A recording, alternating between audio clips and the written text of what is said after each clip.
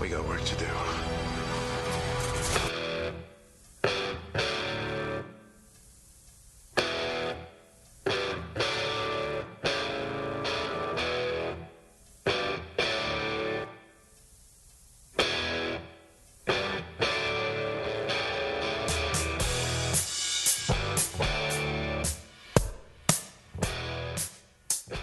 Welcome to Highway to Hell, a supernatural podcast. I'm Christine. And I'm Kristen. And I'm slightly sick. I'm sorry. I know, poor thing. It's pretty sad. So Yeah. bear So you with can see me, why everybody. this episode is coming out like a week later. Yeah. I even posted, shit started to pile up at the beginning of the week, and I was like, oh, Kristen, I'm so sorry. I just can't get my shit together. I really need to put it off for a few days. And she was like, no, that's cool. And then I got sick. So I'm well enough now that I can talk and be present. I was useless yesterday. It was really sad. I So know. that's okay. We're better now. Yeah. The only thing I could do was recommend good trash TV. So that I did my part. You did. And I didn't even watch it because I like trash TV and wanted to pay attention, and I couldn't pay attention to anything. So I literally God. just watched reruns of the Great British Baking Show. They're ones that I've seen already because I was like, I can't even start anything new right now because I want to enjoy it. That's so funny though, because I've been using the Great British Bake Off as my background TV show for the past month. It's so good. It's so perfect good. for that because you don't have to totally pay attention. You can just go in and out of it and keep up with everything. Yes. And it's very soothing. So I guess that's the recommendation of the episode is the Great British Bake Off. Highly recommend. Do we have British listeners? I think we do, right? I wanna try all of those things. I don't know what they are. Oh, Tarts I know. and puddings and shoe buns. What the fuck is that? What's a I don't know. sponge cake and what are these names for things? What did they call? Fuck. What's the name of that sponge? No. No. What is it? Sponge. I'm looking it up. A something sponge. A Genoese. What is a Genoese? Yes. What's an opera cake? What the hell is an opera cake? All of this in my mouth. Yes, me too, man. So whenever that was the only downfall of watching it yesterday is after 5 hours of that and just zoning out at 6:00, I turned to John and I was like, I want pastries. Yeah. I actually literally looked up the best bakeries in San Antonio, which I can't get all of that stuff, but I told my husband, hey, we need to go to a bakery and just have some really fancy pastries because of this fucking show. Yeah, can we eat some fancy ass pastries and I can't even remember what they're all called right now. No. Yeah, Flaunas and cream horns and all kinds of shit. I don't know. Yeah. It's great. We're on the same page. I'm so glad. Okay, we're gonna do that. So this episode we're talking about season 5, episode 13. The song remains the same, and the IMDb description for this one is pretty good. It covers it all. The renegade angel Anna escapes from her prison in heaven. She travels back in time to kill Sam and Dean's parents so that Sam is never born and cannot be the vessel for Lucifer. Castiel sends Sam and Dean back to stop Anna. That's good. Mm-hmm. I did want to say at the top of the episode that I feel dumb because I think I had said on a past episode that we never see Anna again, and I didn't remember that. I think I had said that, and I totally forgot that we do. So, God, that's happened so many times already where I'm like, oh, we never hear about this again, or this happens, and it's literally a lie. So I'm just not going to talk anymore. I'm not going to say anything anymore because I'm always wrong. I have such a bad memory, I guess. I guess. Or also, I mean, she came back for one episode, so it's kind of like after 10 other seasons of this, I don't blame you for not remembering and just being like, "Oh yeah, I don't think we see her again." Yeah, that's true. Yeah, because It's been a while. and it's a totally different kind of Anna also. Like, she's Yeah, dude, it was turned. like, yeah, she was turned. It Mhm. was totally weird. She was not herself at all. And I kept No, she waiting to wasn't. like see a little bit of the Anna we knew, and she just was never there. And I was like, "Oh, okay. This is like a robot." It's so weird. Yeah, yeah. I, yeah, I'm curious what our discussion will be about that just because I wasn't sure why. So, I guess we'll get to that part. Okay. Well, this episode was directed by Steve Boyum and written by Sarah Gamble and Nancy Weiner. I thought it was really well written. As we go through it, we may, as usual, come up with some little like plot holes and stuff from analysis, but I really didn't catch anything. I thought it was pretty good. And I actually, the second time around watching it, found like something where they really, like, I was able to pay more attention and I could tell where they really matched it up and thought about something in particular. And it was really awesome. And I was like, okay, well, kudos for that because you're making it work now, you know? Yeah, I didn't catch any plot holes, but usually typically what happens is we talk about the episode and as we go through we find a few. Yeah. But no, I agree. It was a great episode. I really enjoyed it. I of course enjoyed all of the Terminator references that we get in this episode. Oh, yeah, that's Um really good. they were pretty apt, yeah. There were a lot of weird references. Some of them I was like, that was the dumbest thing I've ever heard. Like, But did we need that? yeah, but that's okay. I can look it over. Did you have any production info that you wanted to share? No, I did not have any for this Okay, episode. cool. Well, I had kind of a lot to say about one of the songs that was played in it, so I'll just get to that real quick. Um, we had two songs. One was Cherry Pie by Warrant, and this was a song that plays when we cut to 1978 for the first time. No, I'm lying. This is the song in the very beginning where Dean's having his dream and it's in the strip club and he's like, Yes. It's a devil stripper. I loved and it. an angel stripper? Oh yeah, that's right. It appears. It reminded me of Harvey Two Face, like the '90s version. He's got Drew Barrymore as an angel on one side, and then a Oh, devil girl man. on the other side. I loved that. Like, as a kid, I was like, "Oh my god! Like, That's so that's cool. so cool." That's exactly what that's like. It was pretty cheesy, but and I was like, "Man, is this what Dean dreams about? That's so lame." But we Yeah, we've seen better dreams from him for sure. yeah, but I guess it was fairly predictable. Um but the and also what's weird is that I thought that was a really old song. It came out in 1990. It's not that old. What? Yeah. That's so She's My Cherry weird. Pie, 1990. Wow, that's shocking. I It know. I just thought it feels was so at least an 80s. 80s. Yeah, I agree. Um And the other one we get is called The Creeper by Molly Hatchet. And this one was the one that plays when they go back to 1978 and that couple's making out in the car. And it was funny because when I started like looking at everything in that scene, they travel back in time to the year 1978. Mhm. There's a Grease poster on the outside of the building and it came Yes. out in 1978. Yeah. I And loved then that. this song also came out in 1978. That's good. So That's sweet. yeah, so everything dated it. 'Cause Um, I think they've, and the in the song oh, go ahead. past No, I'm sorry. I just was gonna say, I think in the past, they messed up on that. Like, they Yeah, had when they went back in time last time, they had some music that was not, that had come out, like, a few years later. I think Something so like that. too. We caught something like that before that wasn't right. Mhm. So they actually got it right this time. And it wasn't just like it came out before that year, but it was all like that year. So it was very dated. Yeah. And the song itself too.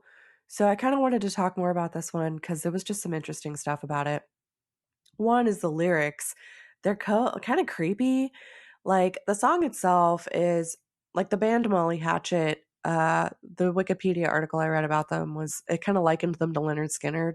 It's kind of like that, like Southern rock. They're all boys from Florida, and it's just kind of that genre. But the lyrics themselves are they kind of like I don't know match the theme of Supernatural. I guess it's like Huh. um it says, "Oh, listen to my story. Life is getting stranger, baby, as we travel on. People don't know the difference no more between right and wrong. Say it's going to be a cold, dark night when the creeper comes along. Watch out for the steel blade, baby, all shiny and long." Blah, blah, blah. So it's like about the creeper and it's all like how he's going to come for you. Wow. I That's know. pretty cool. And then Um, also on the album cover is it's a really awesome album cover. And it was illustrated by Frank Frazetta, and he did a bunch of like science fiction and fantasy artwork in like mainly the 70s and 80s. And he redid a whole bunch of like he basically reimagined Conan the Barbarian. And hmm. I was kind of getting into the hole here, like going down the rabbit hole of Frank Frazetta. Yeah. Excuse me. And the illustrations he did of Conan, I was like, that looks really familiar. If you've been to Austin and you've been to Conan's Pizza, they're all over the walls. That's like the theme of the restaurant. Oh, really? Yes, and I love that restaurant. I miss it, by the way. I miss very few things about Austin, but Conan's Pizza is one of them.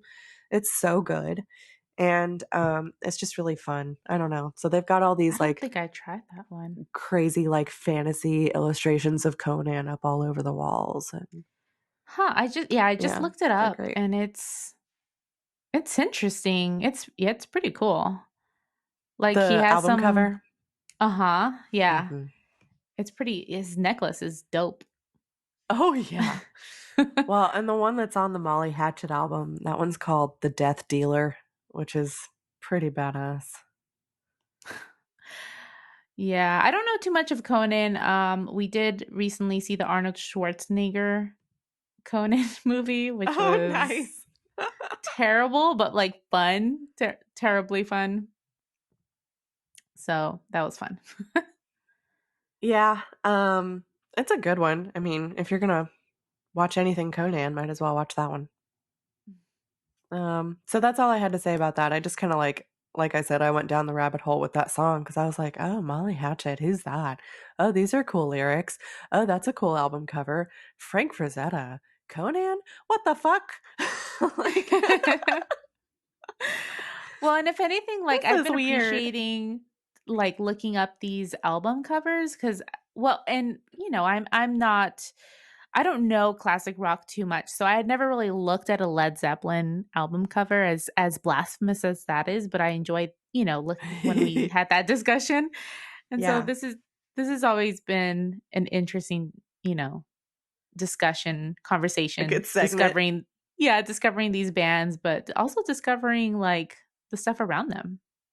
Totally. Yeah, it's really interesting. And I'm glad for it too, because even though I like a lot of this stuff, I haven't had an excuse to research it, or like look it up on the internet. And once you do one Google search, it leads you to all these different things. Yeah, yeah. Exactly. So it's fun.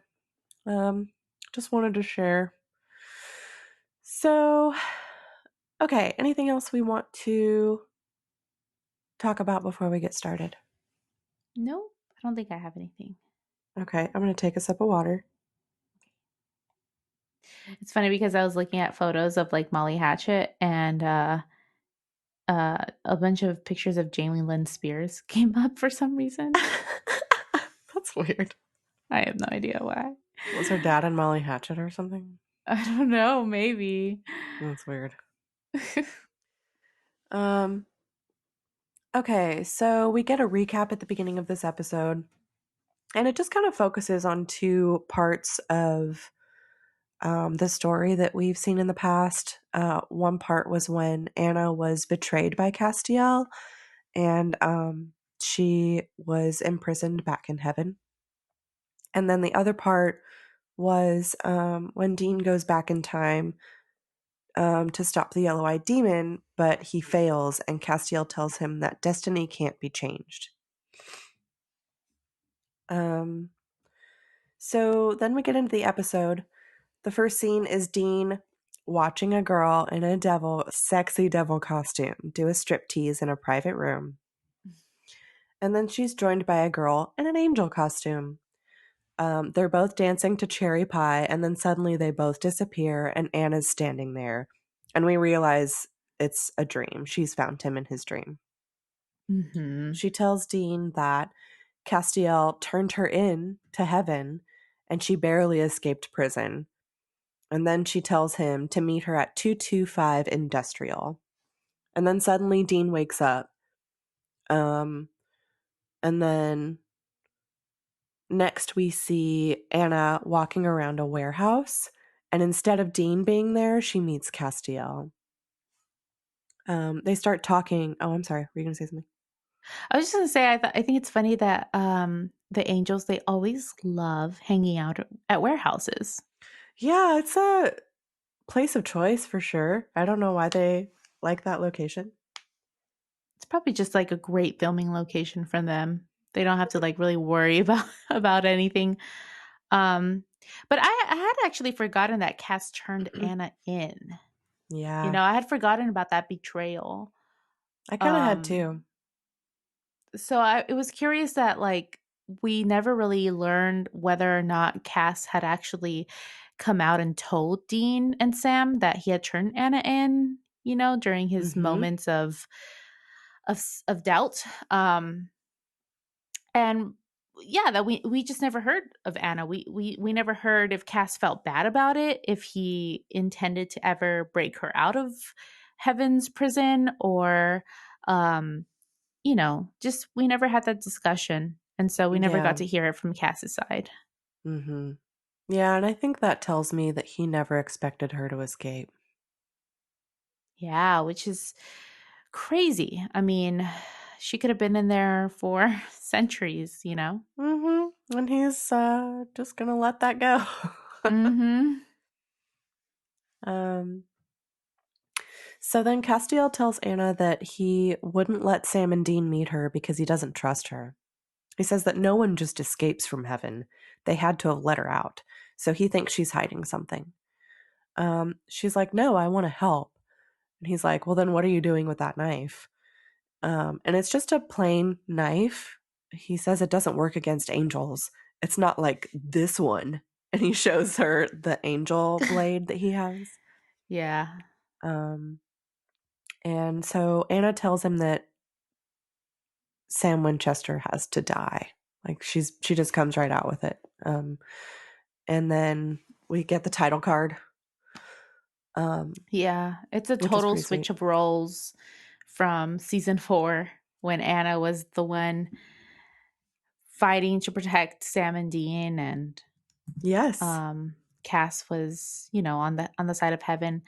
Um, I think it's. I was nervous at first when we saw Anna appear to Dean and tell him this, that oh no, we're gonna have this conflict where Dean is going behind Cass's back and really Anna shouldn't be trusted. But I'm kind of glad to see that Dean really trusts Cass. You know, he put a lot of trust into him by telling him, hey, by the way, Anna's out of prison and she told me this. Yeah. And Cass went to go see Anna. You know, it wasn't clear at first whether Cass sought her out, like sensed her, or Dean told, but I got the feeling afterwards that it was really, you know, Dean kind of sending Cass that way. Yeah. Yeah, that's true. Like maybe he even was suspicious. Hmm. Yeah. But yeah, that's good of him to like be okay with it because I could see like a past dean wanting to go instead and being like, no, fuck you. I do what I want.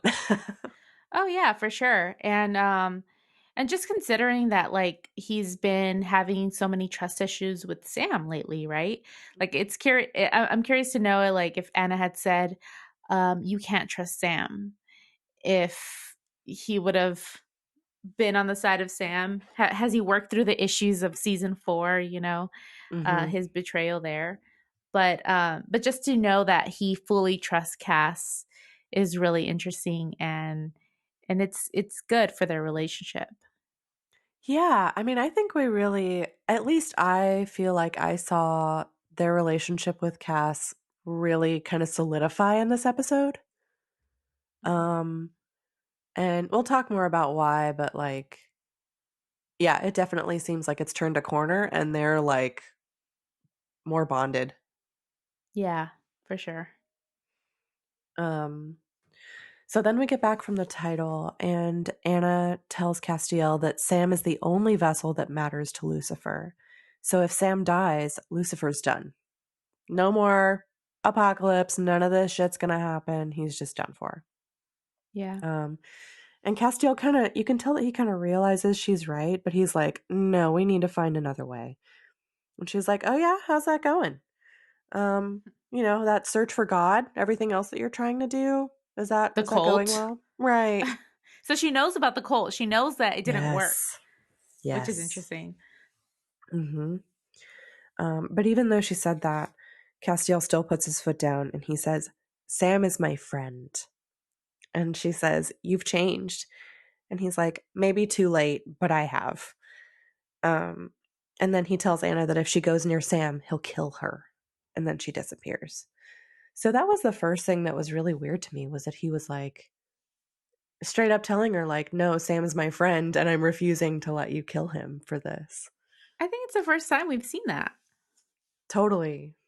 Totally. Like for him to like not just show emotion or kind of like act on it, but to tell somebody that, you know? Yeah, and not just that, but he's always been Dean's guy, Yeah. Like his relationship to Sam has always been kind of with Dean Yeah. as a mediator kind of. Kind of secondary. Yeah, yeah. So it's cute to see no, he really cares about Sam just as much as Dean. Oh. I'm curious to know though, did she I don't think I didn't get this from her, but did she indicate if she worked out this deal with heaven basically? Is that how that happened? No, she didn't indicate that. She just was still acting like she escaped and he was like, haha, very funny. And then she just kind of moved on. Yeah. Yeah. I know. So, then we cut to this couple making out in a sweet old car. It's got this kind of like psychedelic eagle thing painted on the hood. And they're listening to The Creeper by Molly Hatchet. And then suddenly Anna comes out of nowhere and falls on the hood of the car with her nose bleeding. The couple jumps out of the car, and the woman says that they have to take Anna to a hospital. And so as they drag her away, the camera pans out and we see a giant poster on the side of this building for Grease. It's kind of So like, good. hmm, wait a second. Where are we now? Yeah, this doesn't feel current. So then we go to the motel where Castiel is with Sam and Dean. And Cass tells Sam and Dean about what happened with Anna. And Sam wonders if she has a point. Could killing him actually stop the devil? And then Castiel like takes a long pause and looks at him and then says no. But you kind of get the feeling that he knows that could be a solution. And he just is like, no, we're not going there. Yeah. Yeah, it's tough. Yeah. And so then Cass tells them that Anna won't give up until Sam is dead. So they have to try and kill her. And so this whole time he's putting this ritual together and he lights this stuff on fire that's in a bowl. And after the ritual, he discovers that Anna's gone back in time to 1978. And he finds out that her plan is to kill Sam and Dean's parents so that they're never born. Um, and so then Cass says he's going to go back in time to kill her, but Sam and Dean insist on going with him because they're like, dude, it's our parents. We have to try to save them. Um, so Cass tries to explain to them that this is going to take up a lot of his energy and it's going to weaken him. but they basically beg him anyway, and he gives in and decides to risk it. And there's kind of Yeah. oh, go ahead. No, I was just gonna say it only makes sense that they go too if he's gonna be totally incapacitated, or however you say that. Yeah, and I don't really know. Like, I kind of got the feeling that, like, he would be slightly weakened if he went with himself, but then if he took other people, it would make him even more weak. Ooh, okay. Yeah, okay, that kind of makes sense. So he was kind of like, if I take y'all with me, it's gonna be really tough. Right, yeah. Hmm. But he's nice, and obviously, like, they're his friends, and he wants to do what they want to do. So he was like, okay. Mhm. But there's kind of a funny reference in this scene. There are a couple of them. But the first one is that when they're talking about Anna going to kill their parents, Dean says something about how she goes Glenn Close. Oh, yes. I loved that reference. So I kind I of like I liked it a lot too, but was he talking about Fatal Attraction? Yes. Which doesn't really make Thank sense. you. Okay, it doesn't really Um, work. because she's not a spurned lover or anything like that. Right. But I yeah, mean, she but does what go psycho, po- but yes. And what pointed it out was he said something about boiling. Oh, he's like, I don't understand that reference or something like that. And oh, I think cat that was what and the other one, the DeLorean reference. oh, that's right. Well, Cass says something like, "Who's that?" Or yeah, that's what he says. Yeah. Who's that? And Dean's like, "Oh, just some chick who boils rabbits." Ugh. Or which, yeah, it She happened in totally Fatal does. Attraction. Dude, y'all should watch Fatal Attractions if you haven't You seen that should before. watch Fatal Attraction. It's I love it. yeah, it's so good. It's bonkers. Yeah. No wonder it scared the shit out of every man in like 1980 or whatever it was. Yeah, don't cheat on your wife. I mean, for other reasons too, but especially don't Right. because of Fatal Attraction. You never know. She could be a Glenn Close. I think it's funny because like I just love those types of movies anyway, like Fatal Attraction, Swim Fan, Oh Crush, yeah. like all of these movies about like women going totally crazy and trying to kill their ex lovers and stuff. I love it. It's awesome. It is. It's great. Swim Fan is so good too. Yeah, they're all fun to watch. Especially Crush. That's my favorite with Alicia I haven't Silverstone. I And haven't seen that one. oh, it's so good. It's because she's like a teenager and she's going after Carrie. How do you pronounce his last name? Ills Oh, Carrie Hughes. Elwes or whatever. Yes, Yes. and he's like an older Hottie from man. Princess Bride. Oh, Oh, he's so hot, right? I love him. Okay, I need to I love watch that him because too. I also love Alicia Silverstone. Yeah, it's great. Have you seen Poison Ivy? Is Ah, that the not yet one? with Drew Barrymore. Dude, add that to your list because it's the same deal and it's so weird. It's bonkers. It's been on my list for a while. I need to just watch it. I do like that one a lot. And I didn't watch it until maybe, well, I don't know, last 5 to 8 years, something like that. It's not like an old Yeah, movie for me, but it's so good. need to find out where it's streaming. Hell yeah. Um, okay, so yeah, we get those two. Oh yeah, and then the DeLorean reference was just kind of funny because Dean says something about, "Are we just gonna get a DeLorean?" And Kaz looks at him, he's like, "I don't understand that reference." Or he's like, because I think Cass is explaining to Stop him, it. like, I don't have enough power to bring you guys back, or I might not have enough. And so it's like Dean doesn't really understand that he needs to put it in a context where he understands. So he says something like, "So what? You're like a DeLorean without enough That's plutonium." what it was. And of course, like if which you should be well versed in Back to the Future references. If you're not, you need to fix that right Yeah, there's away. something wrong with that. Mhm. Yeah. But of course we understand like what that means. But Cass is like, no, what are you talking about? I don't understand. Dean. It was so cute. Yeah. So then, okay, they decide they're all going. Um, we cut to a really short little clip of them kind of preparing and putting on their backpacks and getting ready to go. And then Cass touches Sam and Dean's foreheads. Well, before that, Sam hasn't done this before, but Cass has sent Dean different places by touching his forehead. Yeah. So he looks over at Sam, and Dean's like, bend your knees. Like, get ready for the landing. Yeah, because I think he say in the past that it makes him feel like, oh, what did he say it makes him feel like? Like he is about to shit himself or something? I Oh, forgot. Like this yeah. Oh, he said he he was says, like constipated for a week or something. "Oh, yes, that's what it was." Oh god. So, it can't be Couldn't very live forever. comfortable. No. So funny.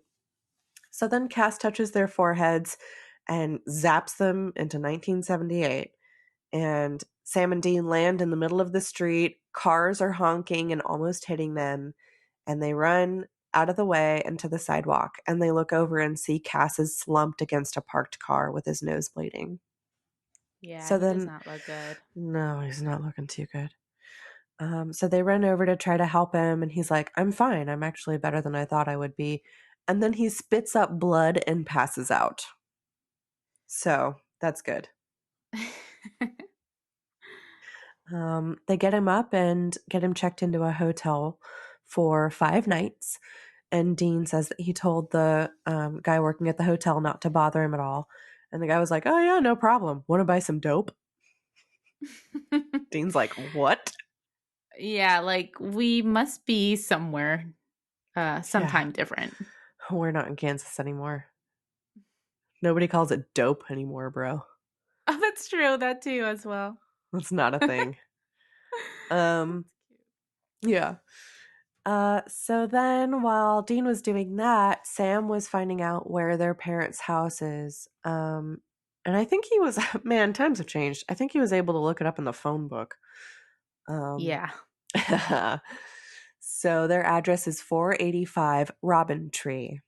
And Dean's like, okay, let's go pop in on the folks. But then we look over at Sam and he's got this look on his face where he's just like having a moment. He's just um, not quite so enthusiastic. Yeah, it took me a while before I forgot or before I remembered that Sam had not ever traveled back in time. Yeah, same. Like I forgot that he hadn't seen young Mary and John.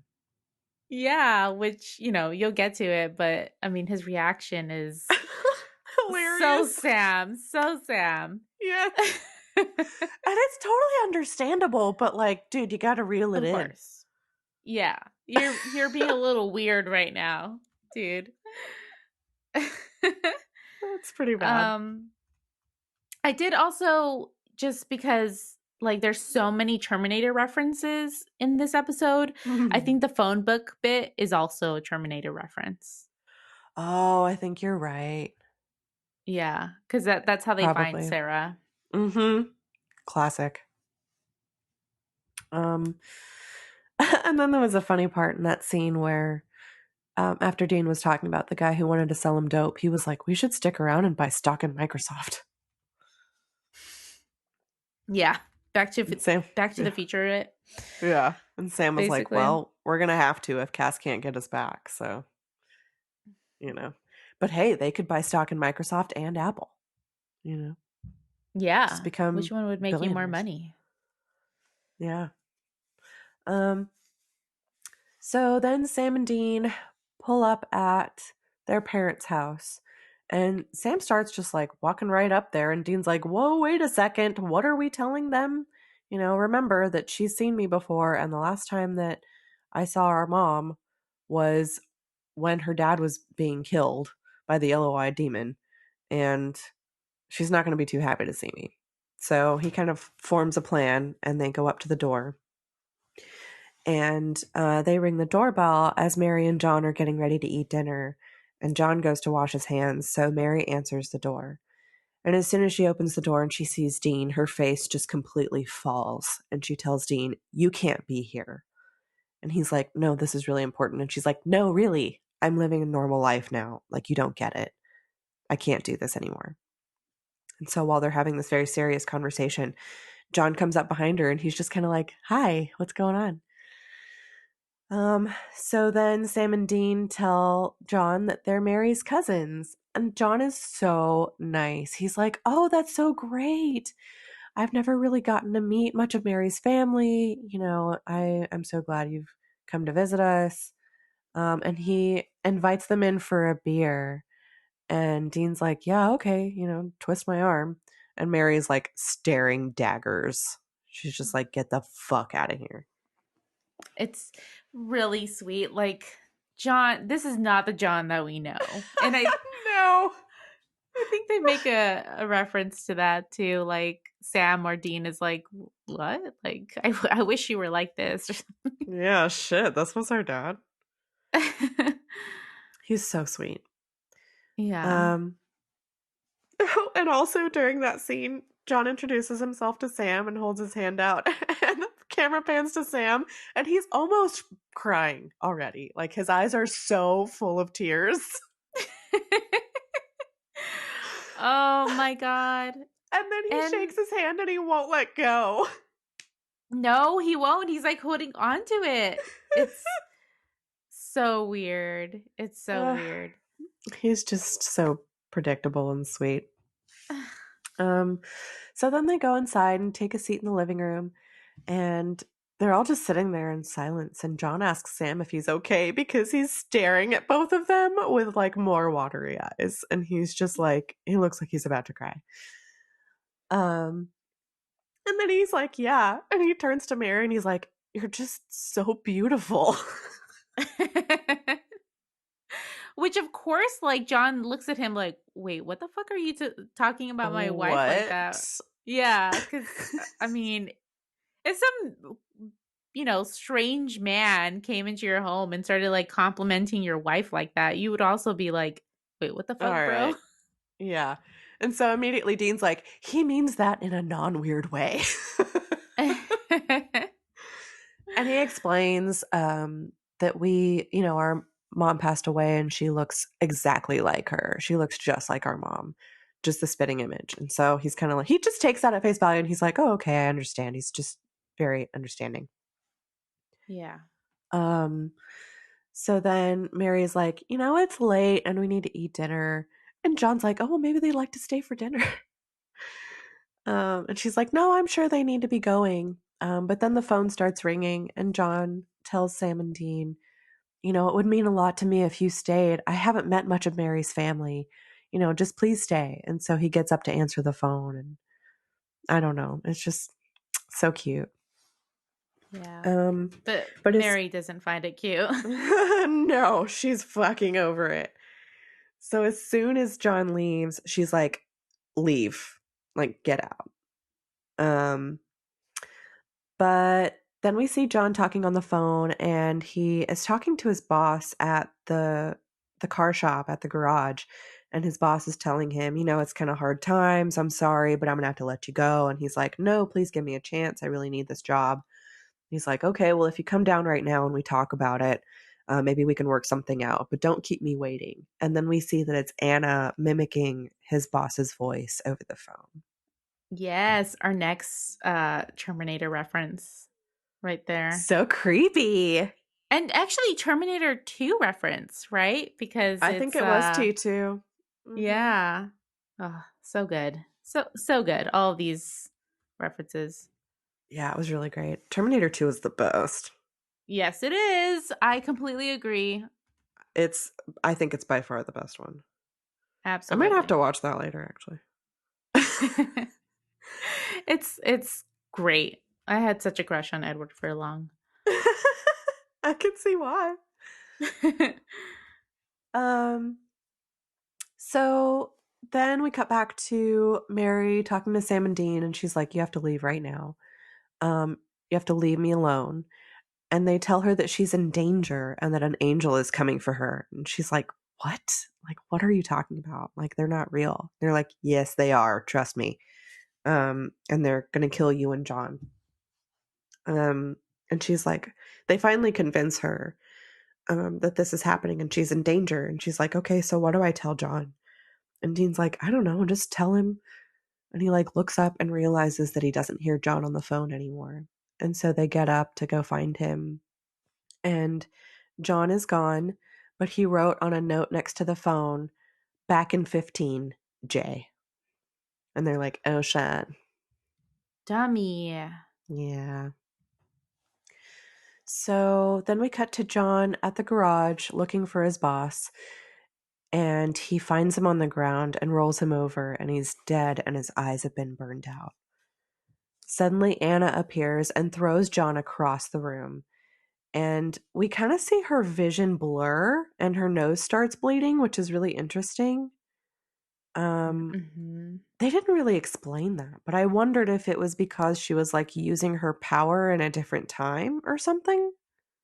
Well, I mean, if I wonder if because Cass has been cut off from heaven, Anna has also been cut off from heaven, but like that. Okay, okay, maybe we're, coming onto some plot holes, or they haven't really explained it to us, right? Right. So like, so if she had traveled back in time on her own and she was able to, she's not like in a coma like Cass, but still she's using her powers there and it's weakening her even more. Mhm. That kind of makes sense. But that leads me to believe then that she's not on a mission from heaven, that they didn't grant her. Because if she was, then she would have been like, okay, well, I need my powers in order to travel back in time and kill and do Ooh. this, you Also, know? to bolster that theory, I wondered why Michael killed her. Well, he wouldn't kill her Well, if she was on a mission from heaven, who interesting. Um, right? well, that okay. Ooh, okay. Well, this is okay. Ooh, ah, oh. Oh, it's because I remember at the end of this episode, I was thinking about this. Like, why would Michael kill her? And it made me think she is not on a mission from heaven. She actually broke out from heaven because heaven doesn't want to stop the war. They want it to Right. happen. They want Sam to have Lucifer in his body Mhm. and accept Lucifer, and then Dean to accept Michael, and then they want this like big apocalypse and this big fight to go down. Right. So she, whatever, however, she got this intel, like Sirius blacked it, got some newspaper on the ground or something. She learned about what's going on and then said, no, I can't let this happen. I can't let the apocalypse happen. Let me break out of here and kill Sam. And so she's on this solo mission. Is it a That's so weird though. Like, okay, so I guess that's the question for me now is it a solo mission? Like she just got that in her head and nothing could stop her, so she escaped to do this? Or was she doing it on behalf of somebody else we don't know yet? Oh, interesting. Yeah, it's possible. Because I agree with you. I don't think it's adding up that this was on behalf of heaven at all. But it's also not helping Sam and Dean at all or helping Cass. Yeah, At least no. not in their eyes. They don't want Sam to die.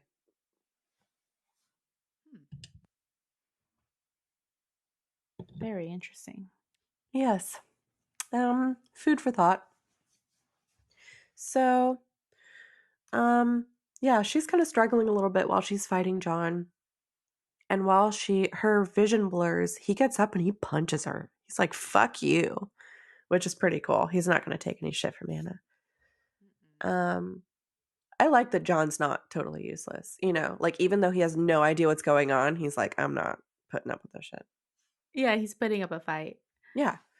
So he punches her and she falls down, but then she gets back up and throws John across the room again with her powers. Then suddenly Dean appears and tries to stab her with the angel blade, but she stops him and is like holding him by the throat. And what does he say? Something like, good to see you again, Anna, or something like that. Like, I wish it was, you know, under better circumstances or something like that. And Yeah. she's like, yeah, you too. And then she throws him out a window. Then Mary picks up the angel blade and very like deftly swings it around and starts fighting with Anna and trying to stab her. Um, It's badass. it's so badass. She's I really awesome. enjoyed, yeah, I really enjoyed seeing Mary fight. You know, because we didn't really get that much of it in the previous time that we saw her as a Hmm. hunter.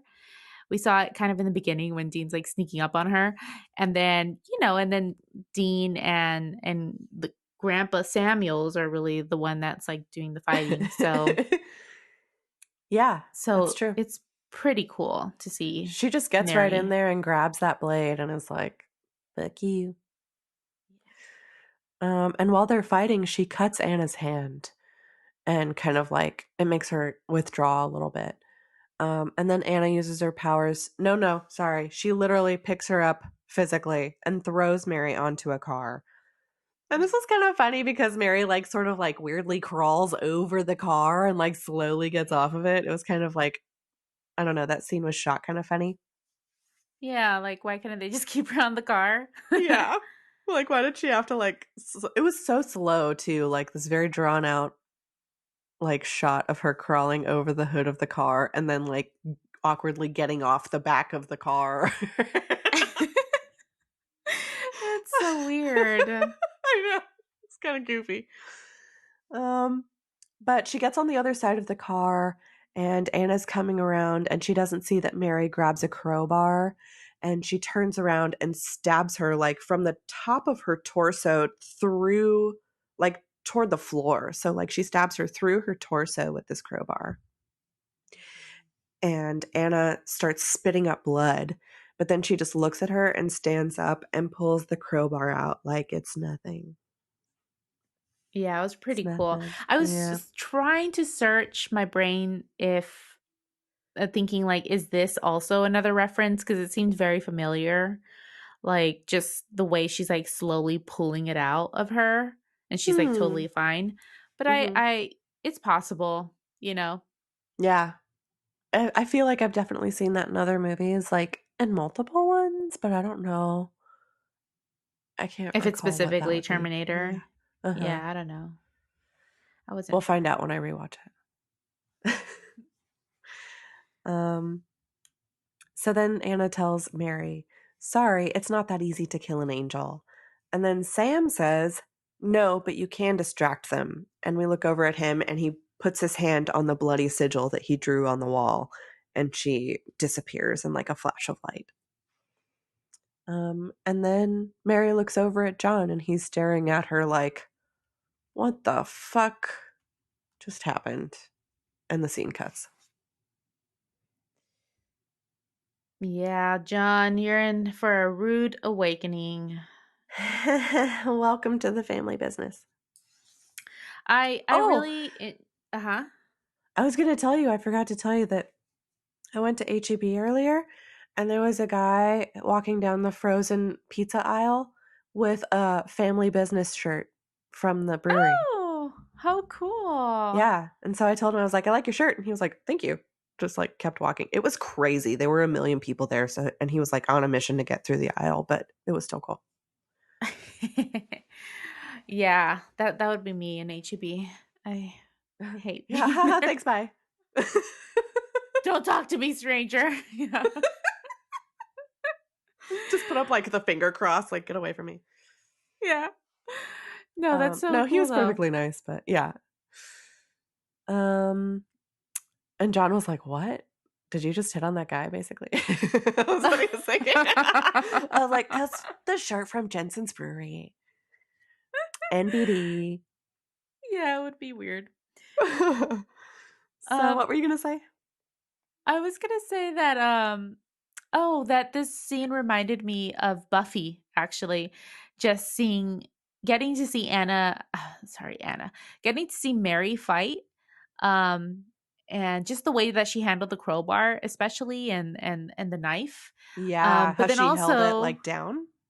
yes, like almost like a stake. Yes. And then also, ending that scene with John kind of staring at her, like wait, what the fuck did I just see? It reminded me of the episode Hush, where, Buffy is fighting and then she bumps into Riley, her boyfriend at the time, who knows nothing about, that she's a slayer. And then he's just like looking at her like, wait, what? Like, what are you doing here? What's going on? So Mm-hmm. it reminded me Totally. of that as well. Very Yeah. cool. Good point. It hadn't really the Buffy thing hadn't clicked for me, but she did fight a lot like her, and it's totally like some of the situations that she's been in. Yeah. I It's wonder pretty if they kind perfect. of drew inspiration there. That would not surprise me.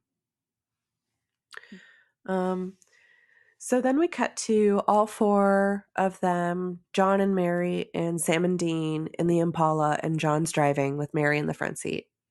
And John's really struggling to understand what just happened and that monsters are real and that they all fight them. Like he's the only one not in the club.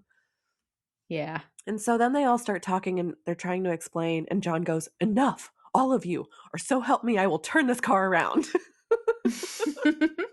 Such a dad. Yeah, such a dad thing to say. And then Sam and Dean are like, "Wow, this is awkward. This like is not a good family vacation." Um, so then they drive to this old house that's apparently been in Mary's family for years. And it's pretty fucking sweet. It's all set up with devil's traps under the rugs, iron fixtures, and has knives, guns, and salt in the pantries. So it's a good fort that they've gone to. But Sam tells her that all of that stuff is just going to piss off Anna. It's not going to do anything to stop her. So then Sam and Dean pull all of the stuff out that they have in their bags that are things that they have to fight Anna. And Sam goes off with Mary to put out the holy oil to trap Anna. And then Dean goes through his bag, and John asks about this sigil that's on a piece of paper that Dean has, because Dean's like, we have to put this up somewhere. And John says, "Y'all might have treated me like a fool, but I'm not useless. I can draw this sigil or whatever it is." And Dean's like, "Well, it has to be drawn in human blood." So John just grabs a knife and cuts his own hand with it. And he's like, "How big do I draw it?" Yeah. He's not fucking So, around. no, he's not. And I really liked this about him because it was kind of like a little window into the John that we know. Yeah. He's kind of hard headed, right? Dean is like, no, don't worry about it. We can handle it. And he's like, what are you talking about? And just cuts himself. Yeah. Um, but it's also, showing that he is, good. He's made for the hunting business. He can do this. He I thought it was funny though because I don't believe we heard Dean say like, "Oh, we're going to put this up," or like, "I'm going to start, putting the sigil around," And so like I thought John was cutting his hand for kind of preemptorily. I can't talk right now. Oh my god. No, I Like think I know what he you're saying. Like, I think Dean had said something like, I don't remember exactly what he said, but like, we need to put this up somewhere, but like, he didn't say how or like where. Yeah, exactly. And so Yeah. I guess John had seen Sam use it and had seen him Oh, maybe use like the so. blood. But like I didn't think that Dean was going to prepare the sigils already. So I was like, "John, like why are you cutting your hand already? Like you're Whoa, whoa, whoa, you're whoa. yeah, calm down." Yeah. But no, So it was, there was a good reason why he did it in the end. yeah, thankfully it wasn't for nothing. Um, but yeah, I think Dean saw that too because as soon as John did that, he just like laughed to himself and John was like, "What?" And Dean was like, "You just really reminded me of my dad." Pretty cute. Yeah. So then Sam walks in on John drawing the sigil on a doorway and on a door, sorry. And he apologizes to John for all of this.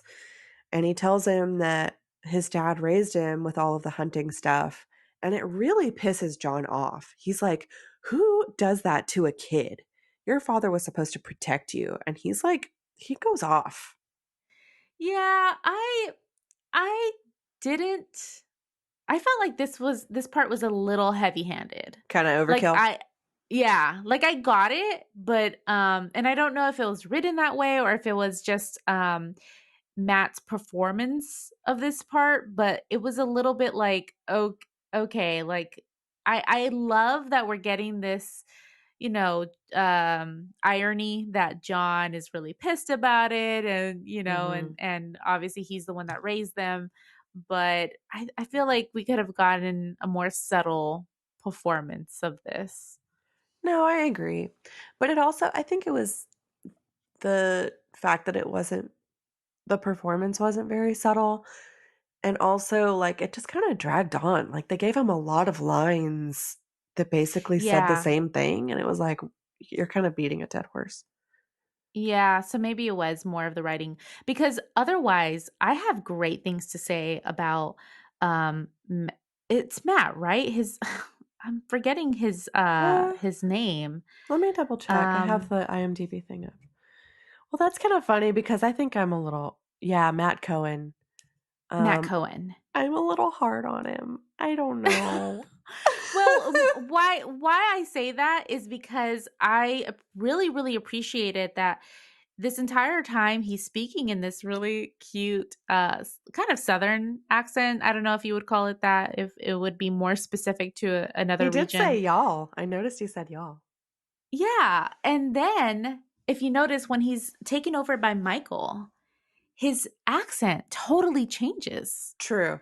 True, true, true. And He I acts really different too. appreciated that. Yes, Hmm. he acts different and then he's speaking, without the southern accent. In a non-regional diction, like Veronica Corningstone. Yes. So I was like, "Oh, hey, I like that." Hmm. Matt, either he took the direction well or he thought of it himself, and I'm curious to know that. And I really appreciated that distinction between Michael and John. Yeah, me too. Um, I don't know. I think I was just a little hard on him because, like, some of the times where he's supposed to have kind of like super emotional, like expressive acting. Like I felt like he was really great when he was doing like the sweet thing when the guys show up at their house. But then when he's like supposed to be angry, like when they're in the car and he says that like, enough or I'll turn this car around, it was a Oh, little stiff and I was like, yeah. ooh. I could But definitely see that. the rest of it was really great. Mhm. I feel like I've seen that from Jared in the past as well. When he was a younger Mm-hmm. actor. Yeah. And trying to get the angry thing down. Mhm. He's still finding his best like angry balance because sometimes it still comes out like, oh my God, too angry. Yes. It's either like a little Yeah. stiff or okay, that's too much. You need to pull it back a little Yeah. bit. So I totally um, I get that, yeah. mhm. So yeah, John goes off about it and how much it upsets him. And he was like, your father was supposed to protect you. And Sam says, he did. He died trying to protect us. And he's like, I used to hate the guy, but now I know that he was just trying to keep it together in an impossible situation. And then Sam says that his dad died before he got to tell him that he understands what he had to do and that he forgives him and that he loves him. And we get crazy watery eyes. Yeah, we do. I Like, there was one shot of him where it was, like, just a little bit of watery eyes, and I was like, "Oh, I think that's watery eyes," and then the next shot of him was, like, crazy crying, Yeah, like, almost about to cry. there should have been, like, tears dropping from his eyelids, but it was he was so emotional in this moment. It was so Uh-huh. cute. Oh, man. So I get it. And this is really, I thought that was a really great scene. Like, even though John doesn't know it, this was Sam's chance to tell his dad that he loves him and Yeah. kind of like make reparations, you know? just with Mhm. himself, just for himself, I mean. Um, Yes. because at least in some way, in some capacity, he told his dad that he forgives him and he loves him. Yeah, it's too bad that like he doesn't really get to do this with present day Sam. So God, present day John, Uh huh. Yeah. after everything that they've been through. But it's something, you know, he gets a little bit of catharsis, I think, and so that's good for him to Yeah. talk it Maybe a out at little bit of least. closure. Totally. Mhm. Um, so then outside of the house, it seems like it's in the woods around the house. Anna is there and she meets with Uriel. What the fuck? Hey, And it's a I was different host body. So I was wondering, is this supposed to be like a younger Uriel's host body or like a different body? So I think it's a different body. I think Okay. they say that this is Uriel of this time, you know, of 1978. So one, he's like obviously not dead yet. But I guess well, okay, no, wait. So you bring up a good point, actually. I don't Is know. it possible that he chose the same guy? Over No, but years? yeah, but like okay, Oh, how I don't old was know. that man that he chose? Well, in 19 bless you, in 1970, no, yeah, maybe, I don't know. Okay, so in 1978, that guy looks maybe 20, early 20s. Yeah, so maybe not, because I thought you know, present day Uriel was I don't know, maybe like 40. 40s. Yeah, that's what I was going to say, like 40s. So I think he would be. I And think he would that's more be than 20 younger. years. Yeah, I But don't know. that It's possible. I think it would have been a nice touch, you know, like he likes this body, and it would have been funny if like it was an 8-year-old Uriel or something, no. something like that, you know? Yeah. This little kid walks up and he's all evil. Yeah, Um but and then he also yeah. tells Anna like he knows he can tell that he says you're not the Anna of this time or something too. Mhm. I thought that was sweet. It's pretty cool. Which mm, maybe this is an issue because Anna was how Ooh, how, how no, long ago maybe it was is she supposed to be the banished? same body because I think she says in that scene, but even 30 years from now, I'm still your superior. So they're rounding it off to like 30 years later. So maybe it's the same guy. Like if we're looking at the young Uriel here and he's like maybe even around 20. Maybe he was actually nearer to 50 in present day. Uh huh. I would buy Okay, that. I could see that. And I like that. I like the idea that like these angels choose their hosts and they you know, Yeah. they like a certain host. I have a lot of questions. One of them is if that's the case, I mean, is that the case? Because it seems that the angels were just coming down recently, like in season 4. That was the first time in a long time that the angels had come down to earth. I only say that because Ruby was like, "Oh, like I've never encountered this before. I've never seen this before." And Cass, you know, Cass obviously had only inhabited Jimmy Novak's body, you know, in season 4 for the very Mhm. first time. Mhm. So, had Uriel been coming down to Earth before then? Has he always been down on Earth? You know? Maybe not cuz Anna called him there. Hmm. And then my second question is about Anna. So, Anna was there was like a meteor, right, that had hit, and it was actually Anna coming down from Earth, being cast down from heaven, Oh, right. and that's when you know her body was born, and they specified when that was. So is Anna from 1978 really there? That's a really good question. Like how like what state is Anna in 1978? Right. I'm going to look this up Okay. and These are I'll really good report questions. back. Okay. Cool. Um so yeah, she calls Uriel, he shows up. Um and Anna tells him that there are humans here that she wants him to kill because these are people who are going to kill him in the future and she's giving him the chance to kill them first. And he says, "Thank you." Ooh. Yeah. So then we cut back into the house with all our people.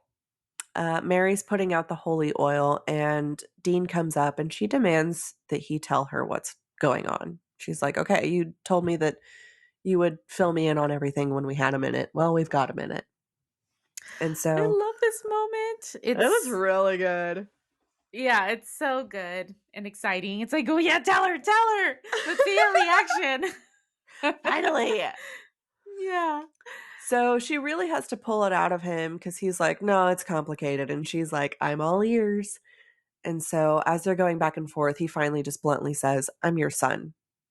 She's like, "What? No." And he's like, "Yes, I'm your son. There's no other way to put it. I'm sorry. But we're from the year 2010, and a friendly angel brought us back." And she's like, "I don't believe you." And so he tells her that their names are Sam and Dean Winchester. And she's just staring at him. And he's like, "When I was sick, you would make me tomato and rice soup because that's what your mom made you when you were little and sick.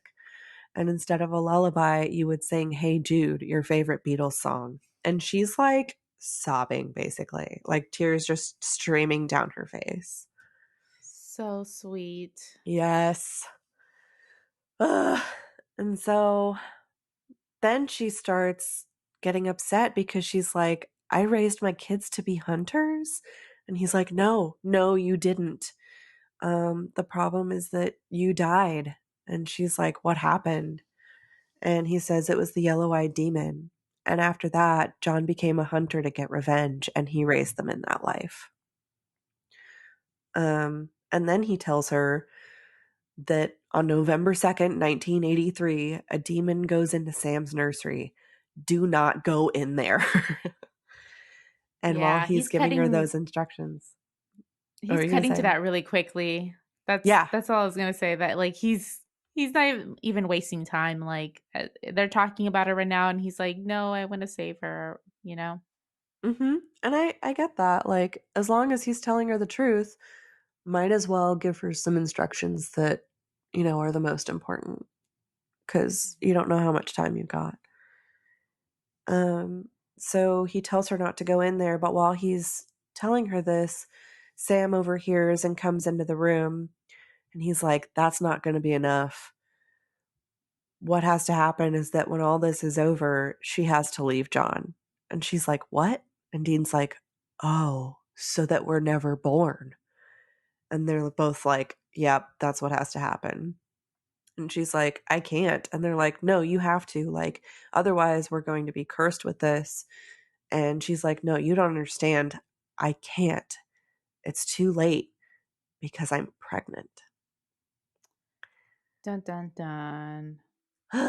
So this was the part, like I got it, like I knew where all this was going the first time I Mm-hmm. watched it, but the second time was when I really like matched up all the time and it lines up perfectly and I was like, "Awesome. They really got that down because That's Sam's good. a baby in 1983, right? November 2nd is 6 months after he was born in 1983.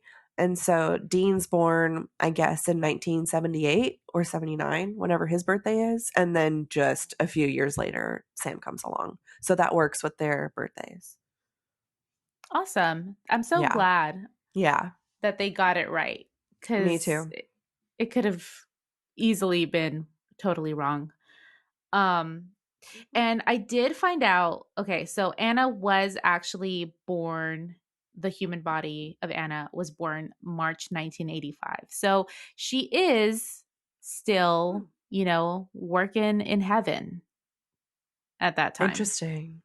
Yeah. Okay. But it's funny because she says something like Uriel is being bitchy, right? And she does say, "Hey, even in that time, I'm still your superior," but she's not. So she's just kind of uh lying to him. What's it called? Bluffing. Bluffing with him. Yeah, like you better listen to me. Dang.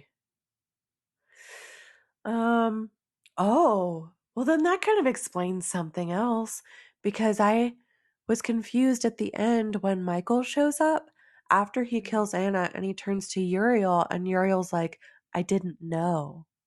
I was like, didn't know what? So maybe Oh, that he she didn't was know that she rogue. was, yes, and she was lying to him. Yeah.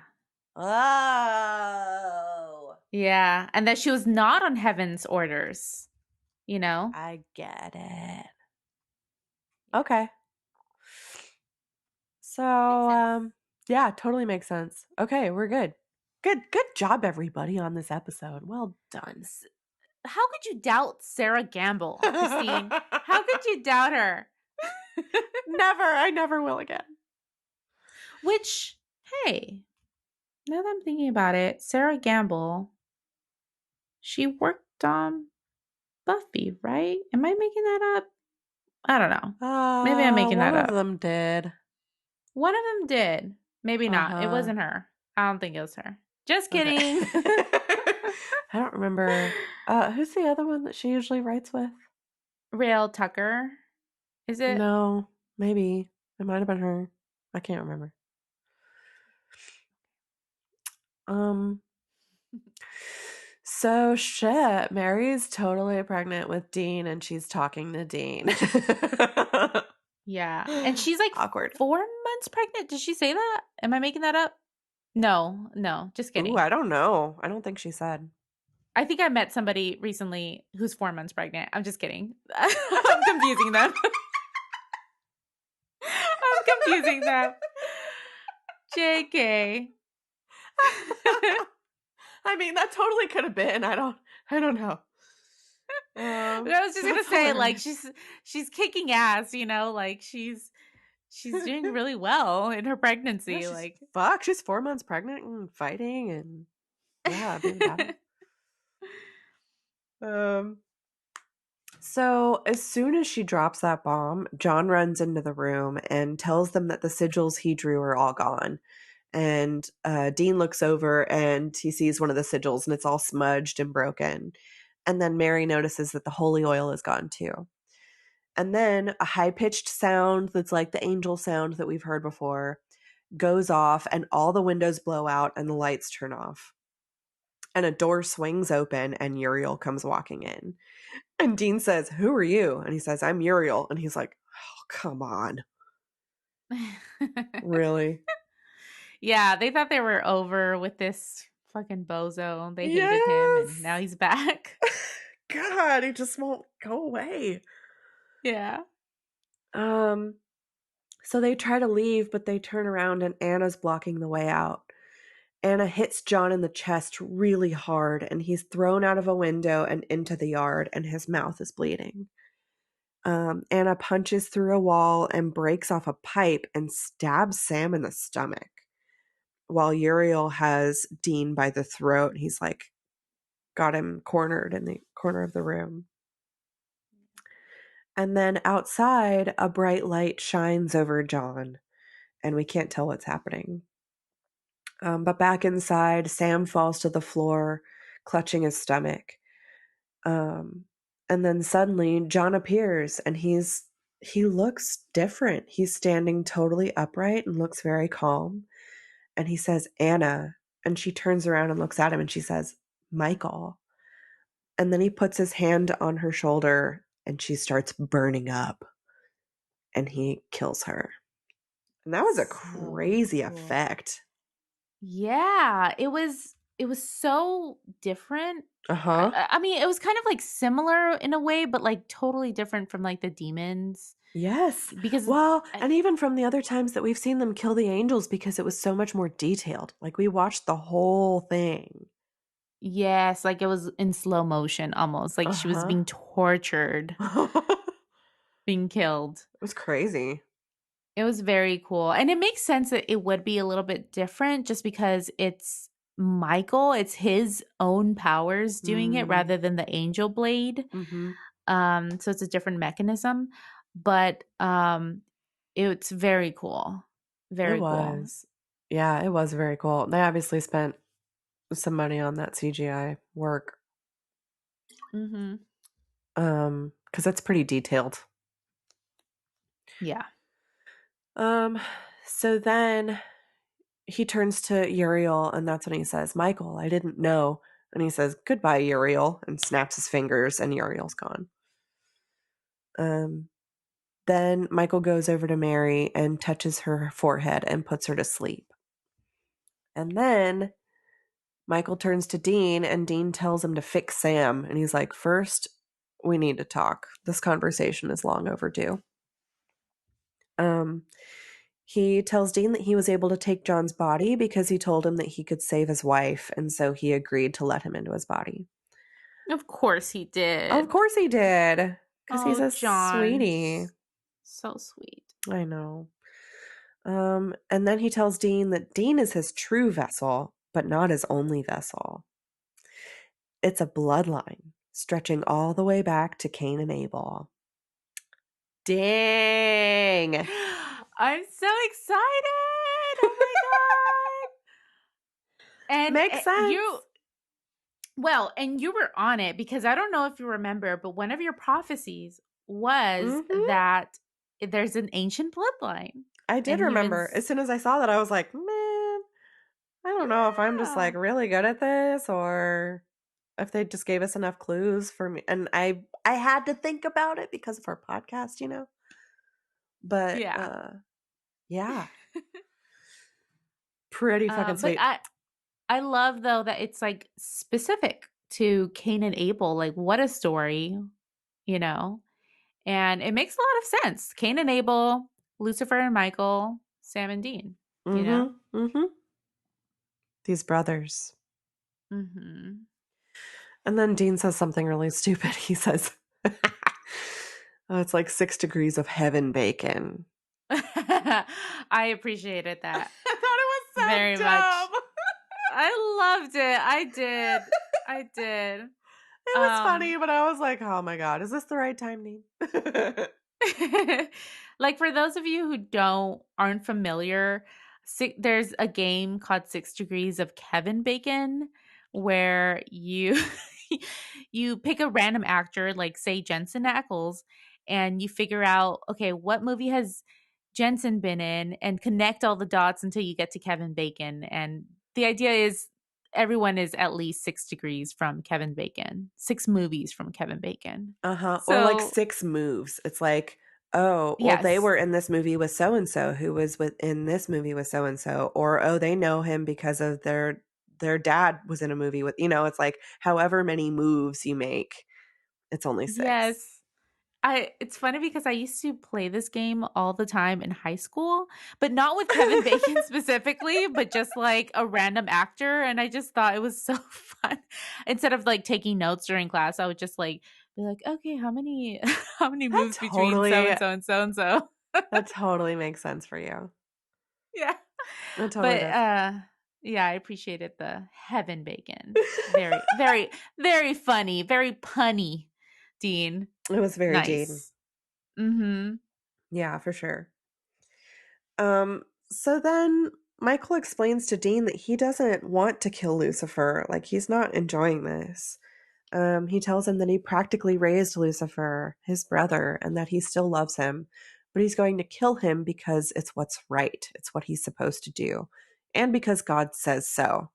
And Dean's like, so you're just going to do it because God told you to? And he's like, yes, because I'm a good son. I was like, oh, fuck. So this is totally like I thought back to when John told Dean that he would have to kill Sam. Oh, There's a big parallel yeah. here. It yeah, it's a huge parallel. And it's funny because it's coming from John's body as well, you know? Ah, weird. Yeah. um, that's crazy. Hmm. And so then Dean says that he's not destined for that because he has to believe that he can choose what happens with his life. And so this was really interesting. I have looked into Satanism, and the teachings are basically that of like free will, that you are in control of your own life and there's no such thing as destiny, and you can basically do whatever the fuck you want because you have a good reason to, and it's your own choice.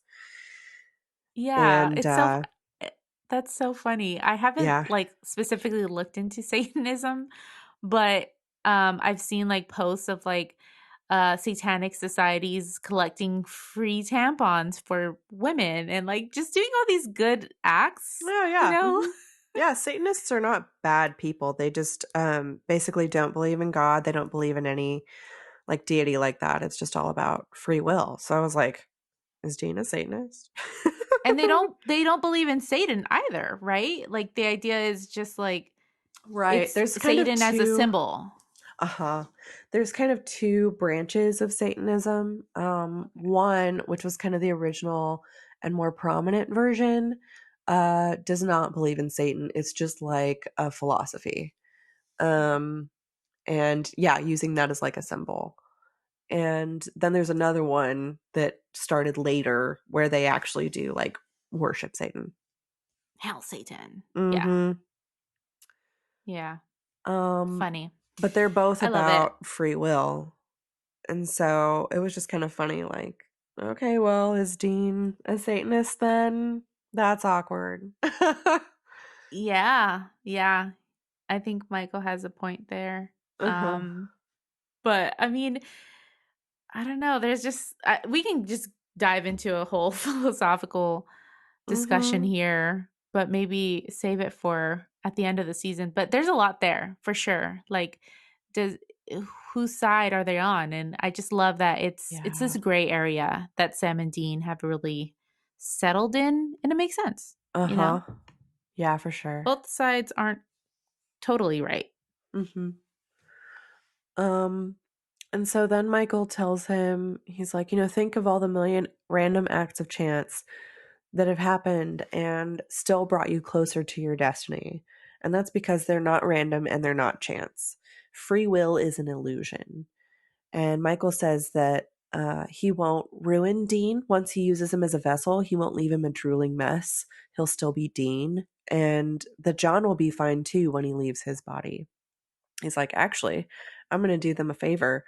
I'm going to wipe his and Mary's memories so they won't remember anything. And then Dean kind of starts to freak out because he's like, but then she'll still go into the nursery. And he's like, and you know that she probably would have anyway because that's destiny. Something else would have happened to make her go in there. Um, Mhm. and then Michael says, you can't fight City Hall. And I felt like that should have been from something better. But it's not really. It's literally, it's just a phrase that's kind of used really only in Yeah. America. I think it's like I looked it up and it said that it was derived from like an English proverb, but it's really just used in America to mean like you can't fight the government.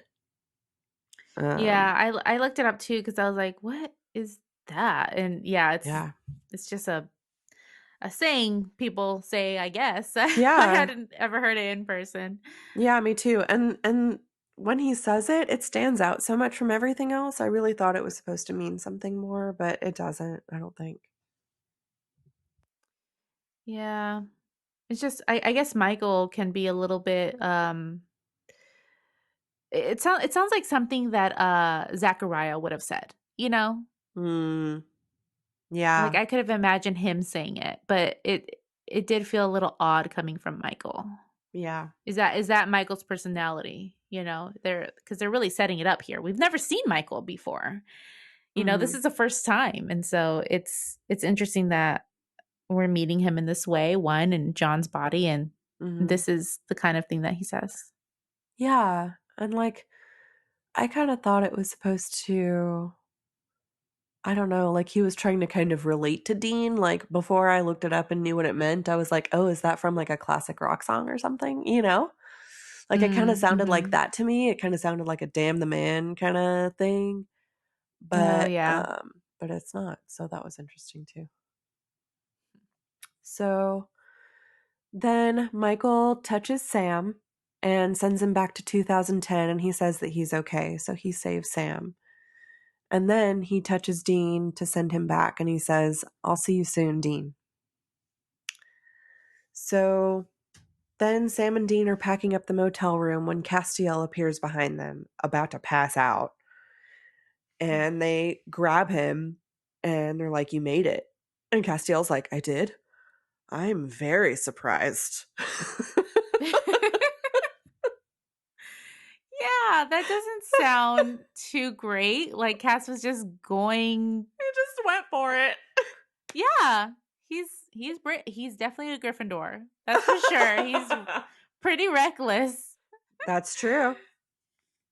Um, and so they catch him and put him on the bed, and he's like passed out. And Dean's like, "I think I'll have that drink now."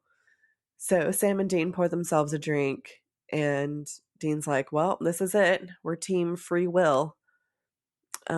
But Sam's really worried. He says, they keep saying that we're going to say yes, and I've been weak before. And Dean's just like, "Stop it. Don't think like that." I Um, think another thing that I found when Dean said, "Hey, we're team free will," like it wasn't just establishing them as okay. Everyone's saying the same thing. Zachariah said it, Lucifer said it, and now Michael that there's no hope. It's all basically predestination. But also he's saying it like because he looked around and he said, there's Sam, there's you, an ex blood junkie, there's me, a dropout, with like a poor dropout, basically what he yeah. said, which was so self derogatory, and Uh-huh. then Mister Comatose or whatever, with Cass, and so he's like looking around the room and he's like, this is it, like this is a pretty shitty like loser team here as well, so he's really identifying them as like losers. Yeah, pretty ragtag team. Yeah, Uh-huh. the underdogs for sure. Yeah. Yeah, and, but even with that, Dean's still like, "Too bad, we're not gonna do it. We're not going there." So then we cut back to 1978, and Mary is more pregnant, and she and John are in a nursery that they've set up. And she's telling John that she bought this little angel. It's kind of like a little mini statue kind of thing. I would call it a tchotchke, but I don't know if anybody knows what that means. Um, No, it's like a little, like a chingadera. It's like a little. like a precious moments thing. Yes. um, and she's like, "I got it for 25 cents at a garage sale," and he's like, "Okay, well that's good." And she's like, "Hey, I like it. I can't even put my finger on why I like it, but I just do." And he's like, "Well, then I like it too." And he kisses her and walks away. And then the baby kicks, and it's pretty cute. She looks down and she's like, "Oh, little troublemaker already." And she's like, "It's Oh, okay." Yeah. And it's so funny because we know it's Dean and he totally is a troublemaker. yeah. Um, and she says, "It's okay. Angels are watching over you." And then the episode's Yeah. cuts. Which I really appreciated that touch because we do see her say that in previous episodes. Or Dean apparently told Sam, according to Supernatural Wiki, in Houses of the Holy, that Mary used to tuck him in and say, "Angels are watching over us," like all the time. Oh. Yeah, I forgot about Um, that. yeah, and then also apparently in What Is and What Should Never Be, when Dean first sees Mary and he's like checking if she's real, he asks her, "What do you always tell me when when you put me to bed?" And she says, "I told you angels were watching over you." Oh, what the hell? So they really set that up from the beginning, even though we didn't know. I don't think that they knew that they were going to bring in angels, Uh-huh. or maybe they did by season 2. Who knows? I'm not Uh-huh. sure. But I love that touch that runs from season 2 to season 5, you Yeah, know? man, that's pretty awesome. Um, I'm so sad that, they got their memories erased. I They always do know. that, they always do that to us in these types of episodes. But it's nice that there's some like lingering feelings at least. Yeah. Um, it's kind of like what's his name in Fantastic Beasts at the end? He's got his memory Oh, erased, but it's so cute. he still senses something. Yeah, she comes back in and he sees her and he's like, "Do I know you?" um, I love him so much. yeah, but I really enjoyed this episode. I think my biggest gripe with it is that there were so many Terminator references, but yet Sam and Dean couldn't be sent back in time naked. Ah, that is unfortunate. Why? Why, guys? I mean, we got Angel naked in the 90s. They could have done That it. was They could have, awesome. yeah. They could have gotten away with it on the CW. Uh-huh. Totally. And no one would have been mad about it. No, not at Mhm. all. Um, but Yeah, yeah. overall I really liked it. We really didn't find any plot holes, just more questions that are really interesting and kind of drive the whole plot. So I thought it was really well done. Oh, Um, and I totally forgot that we get a son of a bitch at the very end when Cass oh, I appears. forgot to, sorry. No, it's okay. Got you. You son of a bitch. You made it. Blech. He's like grunting at the end.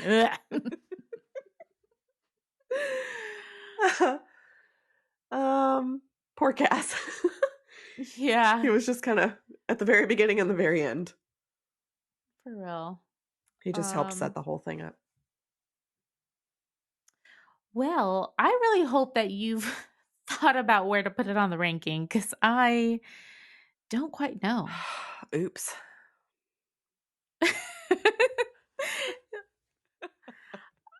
I Um, mean, to kind of just start the conversation, the last time we traveled back in time was in the beginning. It was season 4, which astounds me because I feel like it just happened. yeah, it I don't know does feel about like that. you. Hmm. But that is at number 27 right now, and it's underneath what is and what should never be, which was just mentioned, right? It's our alternative universe episode. Hmm. I think I rather like this episode more than in the beginning. Um, but I'm not sure about if I like it more than what is and what should never be. That's a good point. Yeah, I don't know. It's interesting. I liked it a lot. It was super important, um, Hmm. and really well done. But I don't, maybe for most of it, it didn't totally tug at my heartstrings. I don't really know. I don't know.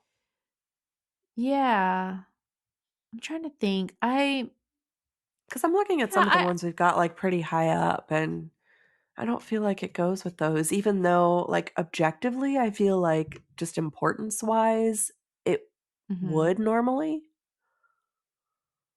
Um, Yeah, because we got this really big reveal. mhm, But you're right, like where all of the ones above, there was a lot of emotion with them. I guess though that's why I say I liked this one more than in the beginning because I felt more emotion with this mhm, one, because we got when we got Sam, got to see his mom for the Yeah.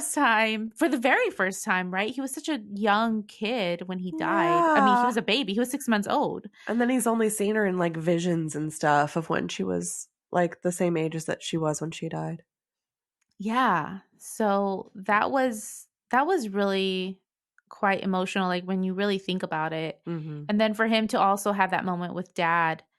Um and so Sam really got a lot in this episode. Dean as well. Um he really got to work out some things. He got to, talk to mom and connect with dad a bit. And of course, we got his big Michael moment. Lucifer and Sam have had that moment, but this is the first time that Dean has had this moment. Yeah, for sure. um, well, I could see that. That feels like a pretty good area for it for sure because I'm still looking at everything like even in between like 10 and 20 or 10 and 25. Hmm. And I kind of like all of those better. I don't know what it is. Yeah, I could see that. 10 and 25, you said? I Like mean, heart in all of them? right, because in the beginning is at 27, and I'm just looking at everything above that, and it's like, oh, I don't want to push any of those down really for this. Yeah. Yeah, I feel like it's a good spot for it then, Okay. underneath 26. Mm-hmm. Yeah, for what is and what should never be. Mhm. Okay. I'm down. Okay. So, season 5, episode 13, the song remains the same, is going in as the new number 27, and this one's going in the trunk. Sweet. Sweet. And you did such a good job with the prophecy. Um, so Thanks. check 1 for you. 1 point goes to you. I love winning. I wonder if you have any more, or maybe like, you want to think about it a little bit more, Mhm. process this episode and come back with some more prophecies in the next episode. Yeah. Um, Yeah, I could. I don't know. I may want to sit on this one, but right now I feel like the only thing I am kind of thinking about is um Anna's motivation for doing that. I'm still not sure if that just came from her or someone else. oh, that's right. Did Anna Feels weird. what yeah, like was she sent by someone on this Mhm. mission? Mhm. Okay, I'm writing that down. Cool. We did get one son of a bitch and then one watery eyes from Sam Actually, I in this think I episode. counted 2. Oh, okay. So like because at first he started crying and then No, because kept he going. had watery eyes when he shook John's hand, and then later when they were talking. Oh, yes, you're totally right. It Okay. was very watery in there. Very moist. Yes. It was totally moist. Okay. Yeah, I totally agree with you. Very moist. um well, I did want to mention one thing before we close out the episode. It's just that we have uh it's like what do you call it? Like unlaunched our Patreon page. Put it on hold. Closed it down. Yeah, closed it down for now. Just with everything that's going on and not being really able to provide all of the great content that we would like to provide on Patreon. And so, just on hold for now, I think we discussed. Yeah. Maybe in the TBD. yeah, maybe in the future we'll open it up again. Only because like it was so much fun doing that Yeah. stuff. It was fun. And if So we can yeah. find a way to do it again, then I think we would both love to. It's just life it's got a different pace now. That's for sure. Yeah. So we're going to have to figure out where that fits in and how we could do it. Yeah, for real. And honestly, maybe for a while, I think we just kind of want to be able to adjust to the pace right now. Like my pace has changed because of work. Your pace has changed drastically because of baby. Oh, So, yeah. we just kind of need to take some time to enjoy what that is, and we'll see what we can do in the future. Yeah. So thank you guys so much for supporting us on Patreon. Hopefully we'll be back one day, but you can always, of course, support us by continuing to listen to our podcasts because we're still here. Even though we're late, I'm so sorry for last week. No, you're so good. I'm Ugh. so sad that you're sick, and hopefully you get better soon. Thank you.